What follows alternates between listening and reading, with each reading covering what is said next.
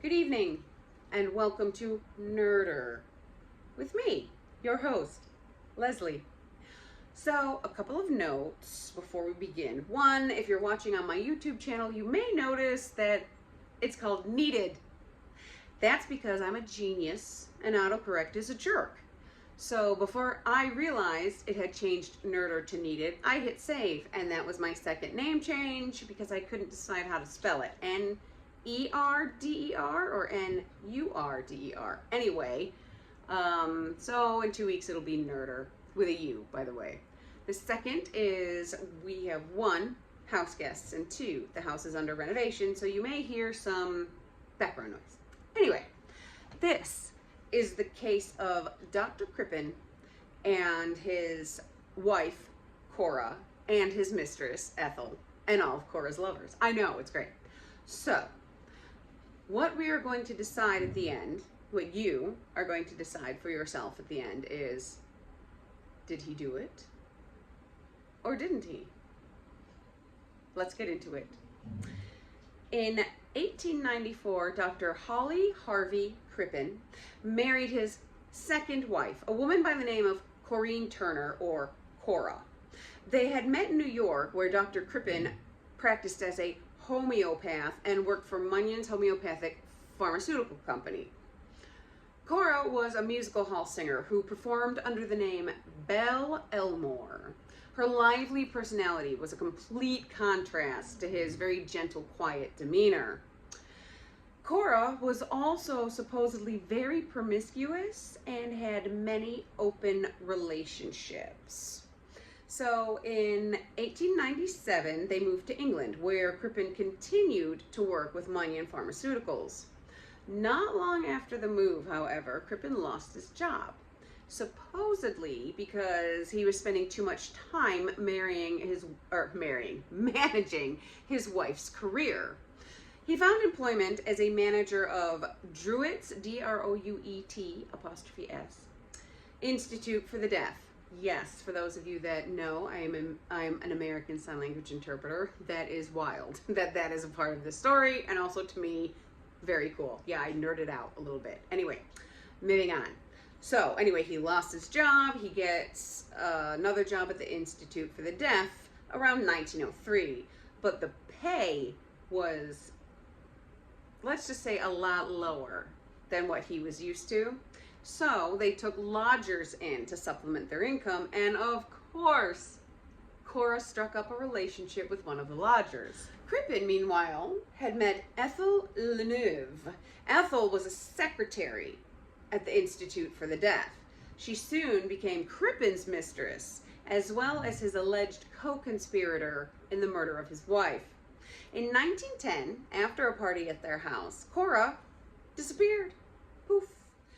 And at the beginning, Crippen initially said that she had gone back to America, died suddenly, and been cremated. That is so convenient, don't you think? Meanwhile, Ethel moves in to Crippen's house and starts wearing his wife's jewelry and clothing. Don't be suspicious. Don't be suspicious. So, Crippen's house was searched by authorities, and Crippen himself was interviewed. During the interview, he admitted to Chief Inspector Walter Dew that he had invented the whole story about Cora's death.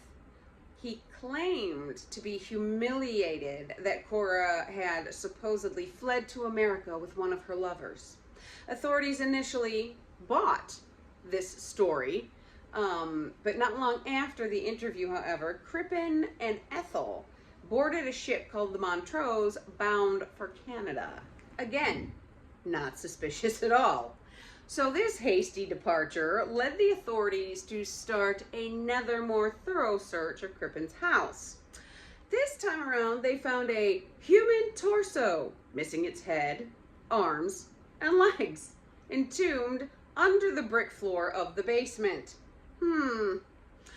By now, news broke of the murder, and people knew of this case. Well, Crippen and Ethel had boarded the Montrose under assumed identities. He was supposedly the father, and Ethel, disguised as a boy, was pretending to be his son. Yeah, the plan failed, and the captain was able to recognize the two fugitives and sent a message via wireless, like you did back then, to the authorities. Well, Inspector Dew boarded a faster ship, the SS, I'm going to spell this one too, Laurentic, Laurentic, the SS Laurentic, and successfully beat the Montrose to Canada. He met Dr. Crippen aboard the Montrose, entered St. Lawrence River, when it entered St. Lawrence River. Sorry about that. And when the inspector confronted Crippen, Crippen replied, "Thank God it's over. The suspense has been too great," and held out his hands to be handcuffed. Side note here, this was the first time in history a suspect had been apprehended using radio technology. So, during Crippen's trial, they maintain he's innocent. They go with the story that she took off to America with one of her lovers. They also point out the body couldn't even have been identified with no head, no arms, no legs. And they definitely couldn't determine if it was Cora. One of the key pieces of evidence, though, presented by the prosecution was abdominal scar tissue, which was consistent with Cora's medical history.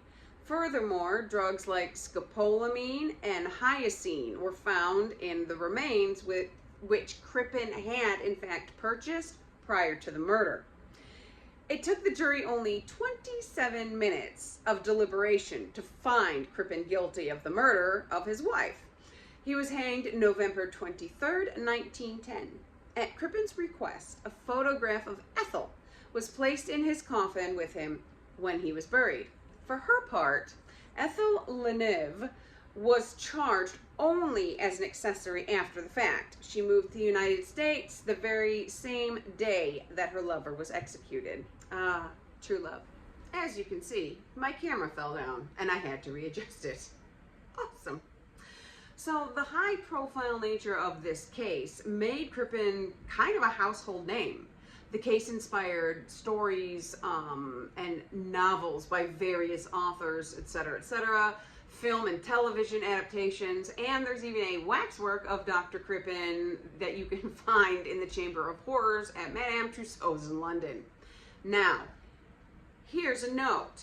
In 2007, a forensic scientist working at the Michigan State University ran DNA tests against a slide containing a sample of flesh from the corpse found in Crippen's cellar. The tests supposedly showed that the remains belonged to a male, although the veracity of this conclusion has been questioned. Several people have argued, in light of the new evidence, that the case should be reopened and Crippen should perhaps be posthumously pardoned. Not a lot of progress has been made, and Cora's fate and whether or not Crippen is guilty remains a mystery. So, decide for yourself. Was he guilty or was he not?